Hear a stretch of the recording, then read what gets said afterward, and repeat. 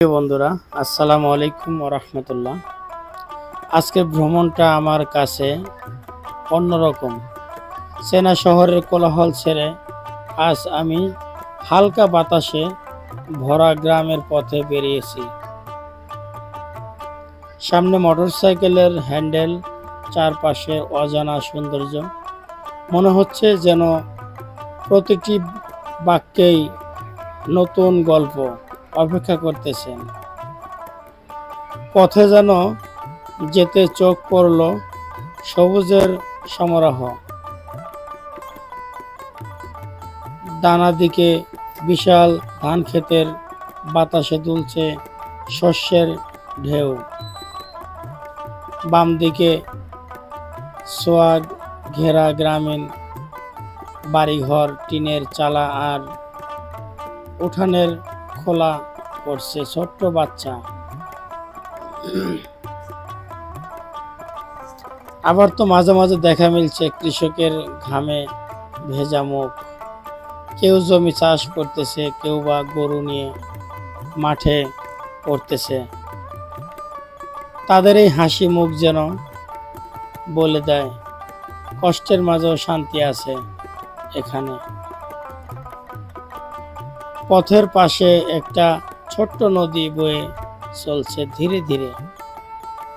জলের উপরে ভাসছে শাপলা ফুল। দূর থেকে একটা নৌকা যাচ্ছে আপন মনে। এই দৃশ্য যেন হৃদয়কে ছুঁয়ে দেয়। নিস্তব্ধ সুরের মতো আরো একটু সামনে গিয়ে শুনলাম মধুর কাকলি। গাছে বসে ডাকছে পাখিদের দল। তাদের ডাকে মনে হয় যেন প্রকৃতি আমার সঙ্গে কথা বলছে।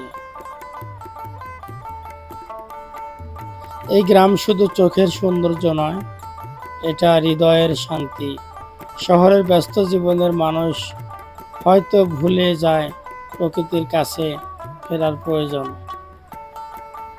কিন্তু এখানে এসে বুঝলাম এক ফোঁটা বাতাসও কত প্রশান্তি দিতে পারে।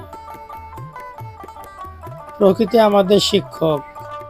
সেখানে শেখার সরলতা, শেখার ধৈর্য, শেখার কত অভিজ্ঞতা। আজকের এই ভ্রমণ আমাকে মনে করিয়ে দিল জীবনের সৌন্দর্য খুঁজে নিতে গেলে খুব বেশি কিছু লাগে না। একটা শান্ত পথ, কিছু সবুজ, আর মনের প্রশান্তি। আজকের এই যাত্রা কখনোই শেষ, কিন্তু গ্রামের এই সৌন্দর্য, প্রকৃতি, এই উপহার আমি সবার সঙ্গে ভাগ করতে নিতে চাই। যদি আমার মতো তুমিও প্রকৃতি ভালোবাসো, তাহলে এই ভ্রমণ তোমাদের হৃদয়ে ছুঁয়ে যাবে আশা করি। এই ভিডিও তোমাদের জন্য শান্তির ছোঁয়া দেবে। ধন্যবাদ আমার সঙ্গে এই যাত্রায় থাকার জন্য।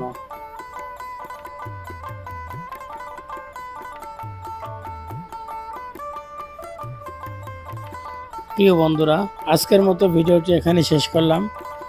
দেখা হবে, কথা হবে পরবর্তী নতুন কোনো এক ভিডিওতে। সেই প্রত্যাশায় আবারও বিদায় নিচ্ছি। আসসালামু আলাইকুম ওয়া রাহমাতুল্লাহ।